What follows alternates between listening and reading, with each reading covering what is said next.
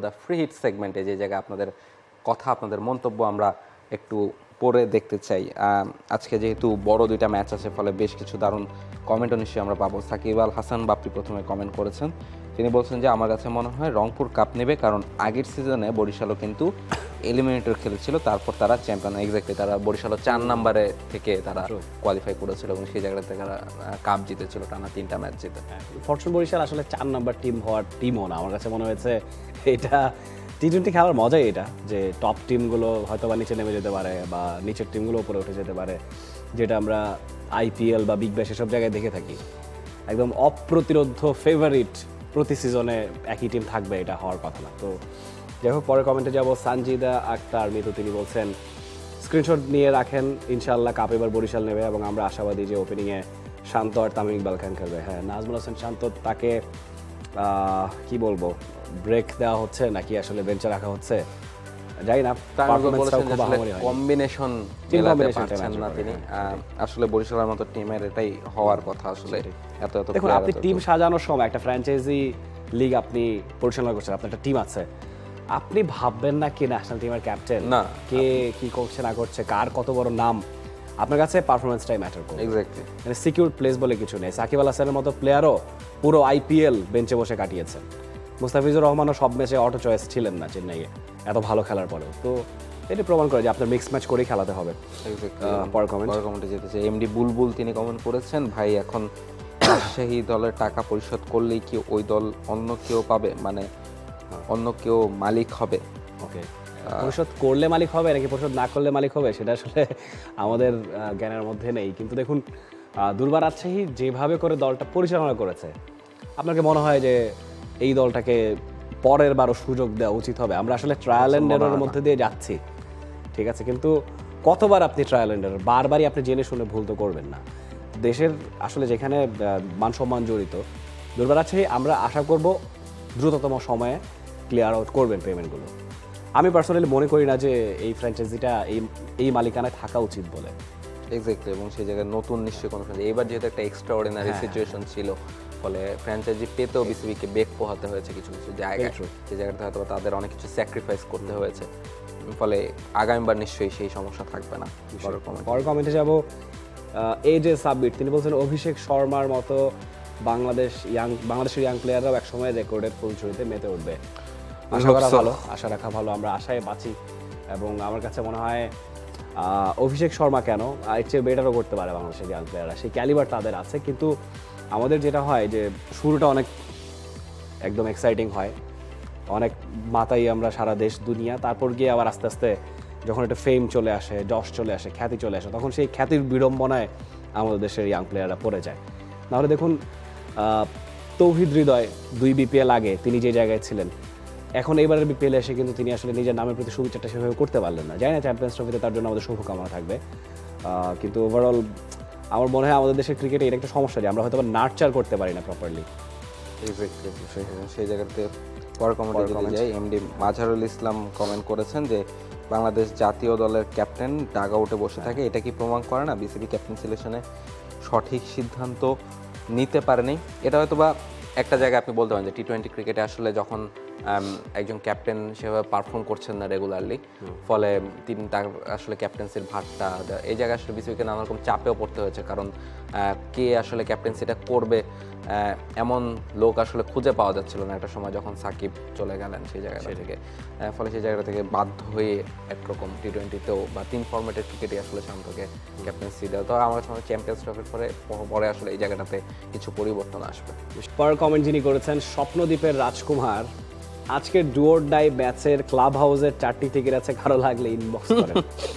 Club হাউসের ticket 4টা এবং ম্যাচটা ইম্পর্টেন্ট। কিন্তু দেখবেন খেলা, এটা কি নিয়মে আছে? এবার না ফারুক আহমেদ তিনি বললেন যে একজনের টিকিট আরেকজন, এটা এমন হতে পারে যে অনলাইনে তিনি টিকিট কিনেছিলেন, এখন কোনো কারণে হয়তো তিনি যেতে পারবেন। আমরা ইতিবাচক ভাবনাই বলি, আমরা সাদা কালো ভাবনাই না যাই না। আর উনি তো বলেন না যে বেশি দামে বিক্রি করবেন, হয়তো বা যেই গায়ের রেট সেই দামে সেটাতে যদি বিক্রি করেন তাহলে আপনি যাবেন মনে হয় না?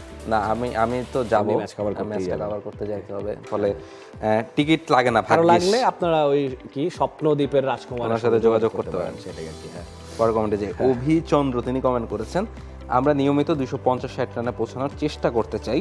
সেটা করার চেষ্টা করলে এমন কিছু ম্যাচ আসবে যেখানে আমরা 120-30 রানে অল আউট হয়ে যাব, এবং টি-20 ক্রিকেটের মূল কথা এটাই, যতক্ষণ না আপনি সেই ঝুঁকিপূর্ণ ক্রিকেট না খেলেন ততক্ষণ আপনি সেই বড় পুরস্কারও পাবেন না। এটা গৌতম গম্ভীরের কোট সম্ভবত তিনি বলেছেন, এবং উনি জানতে চাচ্ছেন বিষয়টা কীভাবে দেখছেন। এইটাই আসলে টি-20 ক্রিকেট। আমার আসলে ওই ম্যাচটার কথা মনে পড়ে গেল। টি-20 ওয়ার্ল্ড কাপে আপনার আফগানিস্তানের সাথে জিতলে আপনার সেমিফাইনালে যাওয়ার একটা ইকুয়েশন ছিল, আপনি সেটার পেছনে না গিয়ে পুরো দল চেষ্টা করলো ম্যাচটা জিতে আসার, শেষ পর্যন্ত আপনি ম্যাচও হারলেন। তার মানে ইউ গেইন নাথিং। আপনার সেমিফাইনালে যাওয়ার মানে একটা ম্যাচ জিতে আপনি সেমিফাইনালে যাওয়ার সুযোগ, মানে এইটা মনে হয় না আমি আমার লাইফ টাইমে কখনো ভুলতে পারবো। আমার জীবনে মানে বাংলাদেশের ক্রিকেটের এম্বারেসমেন্টের শিকার তো অনেকই হয়েছি। নিজের পার্সোনালি আমার মাথা কেটে গেছে লজ্জায় দুটো জায়গায়, একটা আফগানিস্তানের সঙ্গে ইনিংস ব্যবধানে হেরে, আর একটা এই আফগানিস্তানের সঙ্গেই আপনি যে ম্যাচটার কথা বললেন। এই দুটো জায়গার ক্ষত আমার মনে হয় কোনোদিন একটা ব্যাপার ধরেন যে আমি চেষ্টা করেছি, আমি পারি নাই, সেটা একটা কথা।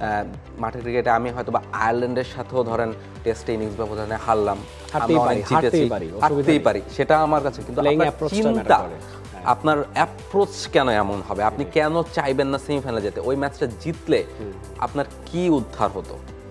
এই যে ওই ম্যাচটা আপনি হেরেছেন, তাতে কি হয়েছে? আপনি তো ওই চেষ্টাটা করে হারতেন, তাহলে অন্তত আমরা বলতে পারতাম যে আমরা চেষ্টা করেছিলাম কিন্তু পারিনি। অবশ্যই দেখুন, আসলে এখানে আরেকটা ব্যাপার ম্যাটার করে কি, যে ইন্ডিয়ার গৌতম গম্ভীর আসার পরে কিন্তু আর ইন্ডিয়া, তার আগের ইন্ডিয়া, দুটোর মধ্যে কিন্তু বিস্তর ফারাক আছে। এবং Gautam Gambhir as a player যেভাবে খেলতেন ফিয়ারলেস ক্রিকেট, সেটাই তিনি ইমপ্লিমেন্ট করেছেন। তিনি তার ক্যালিবারের মধ্যে থেকেছেন। যেটা হয় কি, বড় কোচ যারা, তারা অনেক এক্সপেরিমেন্ট করেন যেটা তার নিজের এক্সপিরিয়েন্সের বাইরে গিয়ে।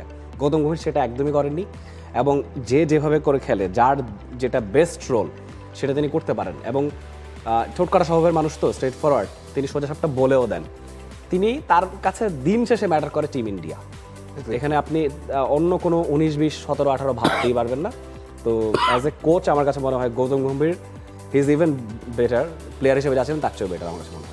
এই জায়গায় আরেকটা ব্যাপার, আমি বাংলাদেশ দলকে ছোট করতে চাই না, তবে আমার কাছে মনে হয় যে আপনি বললেন না যে ইন্ডিয়ার কথা, আমার কাছে মনে হয় যে কোনো দল যারা অ্যাসোসিয়েট কান্ট্রি, তারাও যদি এইরকম ইকুয়েশনের মধ্যে পড়ে যে আমি সেমিফাইনাল খেলতে পারবো বা কোয়ার্টার ফাইনাল খেলতে পারবো, আমার তারা ওইটার জন্যই যাবেন। তারা চিন্তা করবেন না যে আমরা ম্যাচটা জিতে কোনো মতে বাসায় চলে যাব, এটা চিন্তা ভাবনা থাকবে না। ফলে এই চিন্তাটা পরিবর্তন করলে আমার কাছে মনে হয় যে আমাদের প্লেয়ারদের ক্যালিবার আছে, আমাদের দলটা আসলে টি-20 ক্রিকেট অনেক দূর যেতে পারে। অ্যাবসলিউটলি। পরের কমেন্ট আরিফুল ইসলাম, তিনি বলছেন টি স্পোর্টস বাংলাদেশ এবং বাংলাদেশ এবং ভারতের মানুষের দৈহিক গঠন একই রকম হলেও বাংলাদেশের প্লেয়াররা কেন ভারতের প্লেয়ারদের মতো ছয় মারতে পারে না? এখানে অনেকগুলো ফ্যাক্টর জড়িত। প্রথমত, আমরা ছোটবেলা থেকে ওই ধরনের ক্রিকেট খেলে অভ্যস্ত না। আমাদেরকে শুরুতে শেখানো হয় একদম টেকনিক, বেসিক, গ্রামার। যে কারণে বাংলাদেশের অধিকাংশ মানুষজন ইংলিশে ফ্লুয়েন্ট না, সে কারণে অধিকাংশ ক্রিকেটাররা 4 ছক্কায় ফ্লুয়েন্ট না। কারণ হচ্ছে ইংলিশে, আপনি যখন ইংলিশ শিখবেন, আপনাকে সবার আগে ওই যে advanced English, Chowdhury and Hossain, functional grammar, এগুলো শেখানো হবে। ইংলিশ ভাষাটা আপনি শিখবেন না 12 বছর স্কুলে পড়ার পরে। তো এখানে ক্রিকেটে একটা ব্যাপার যে ভোকাবুলারি আপনাকে শেখানো হয় আপনি যখন অ্যাডমিশন টেস্ট দিবেন, ভার্সিটিতে আসবেন, মানে এর আগের 12 বছর ভোকাবুলারি আপনার ওয়ার্ড নাই। আপনি হয়তো বা গ্রামার জানেন, আপনি টেন্স পড়ছেন, বাট আপনার ওয়ার্ড নাই। আপনি ওয়ার্ড না থাকলে তো আপনি বলতে পারবেন না। ফলে সেইটা হয়। আরেকটা ব্যাপার যে বাংলাদেশের প্লেয়াররা 6 মারতে পারে না, ওই যে আপনি যেটা বলছিলেন যে কোচদের একটা ব্যাপার। ধরেন যেই কোচটা কোচিং করাচ্ছেন আজকে থেকে, এখন যারা ক্রিকেট খেলছে তারা তো আরো 10 বছর আগে শিখেছেন, ফলে তারও 20 বছর আগে যারা ক্রিকেট খেলেছেন তারা কোচ, তাদের আসলে ওই প্র্যাকটিসটা বোধহয় ছিল না, যে ওই টি-20 ক্রিকেটের ওই সময়টা তো নিশ্চয়ই তারা পাননি। ফলে সে যাতে ওই যে 6 মারার ধরনটা, বা বাংলাদেশে আসলে ল্যাবও তো নাই যে ক্রিকেট নিয়ে পড়াশোনা হবে, রিসার্চ করা হবে, কিভাবে সময়ের সাথে সাথে ক্রিকেটের প্যাটার্ন বদলাচ্ছে সেগুলো নিয়ে আলোচনা হবে, সেটাও তো হয় না আমাদের দেশে। ক্রিকেট বদলে যাচ্ছে এক্স্যাক্টলি, এবং সেটা থেকে আমরা অনেকখানি পিছিয়ে যাচ্ছি বলে আমার মনে হয়। দেখুন, রংপুর রাইডার্সের সাফল্যের একটা বড় কারণ কিন্তু আপনি এটা খুব ভালো পয়েন্ট রেজ করেছেন, যে দেখুন মিকি আর্থারের মতো এক্সপিরিয়েন্সড কোচ আছেন, তার সঙ্গে মোহাম্মদ আশরাফুল, শাহরিয়ার নাফিসের মতো টি-20 ক্রিকেট ইন্টারন্যাশনাল এরানাতে খেলা প্লেয়ার আছেন, ফ্র্যাঞ্চাইজি লিগ খেলা প্লেয়ার আছেন।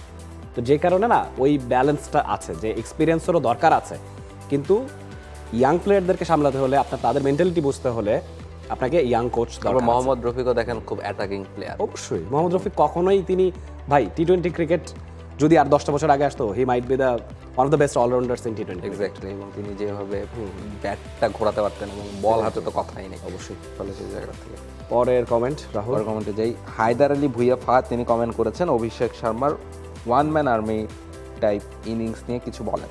আর টি20তে 247 রানের বিপরীতে ইংল্যান্ডের এমন ব্যাটিং অ্যাপ্রোচ রেখে অল আউট হয়ে যাওয়াকে আমি পজিটিভ মনে করি। আপনারা কীভাবে দেখেন? এটা খুব ভালো পয়েন্ট। এই ইংল্যান্ড 97 রানে অল আউট হয়েছে, কিন্তু আপনি বিভ্রান্ত হবেন না। ফিল সল্টের মতো প্লেয়ার 23 বলে 55 রান করেছেন।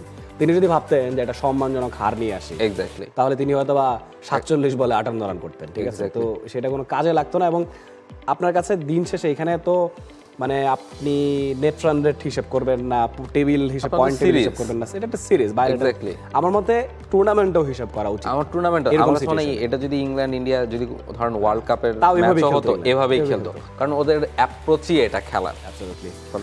সেই জায়গাটা থেকে তারা চেষ্টা করেছে আসলে ম্যাচ জেতার। আমরাও একদিন এক্সপেক্ট করবো যে আমাদের দেশের ক্রিকেট এইভাবে পজিটিভ টার্ন আউট নিবে, ফেয়ারনেস ক্রিকেটটা, লিমিটেড ওভার ক্রিকেটে বাংলাদেশ খেলবে। আজকের মতো বিদায় নিই, ফ্রি হিট শেষ হয়ে গেল। দর্শক সবসময় টি স্পোর্টসের সঙ্গে থাকবেন, এই প্রত্যাশা রেখে আজকের মতো শেষ করছে। বাংলাদেশ প্রিমিয়ার লিগ 2025, 7টি দলের জমজমাট লড়াইয়ে মাতবে পুরো দেশ। দেখতে চোখ রাখুন টি স্পোর্টস নেটওয়ার্কে।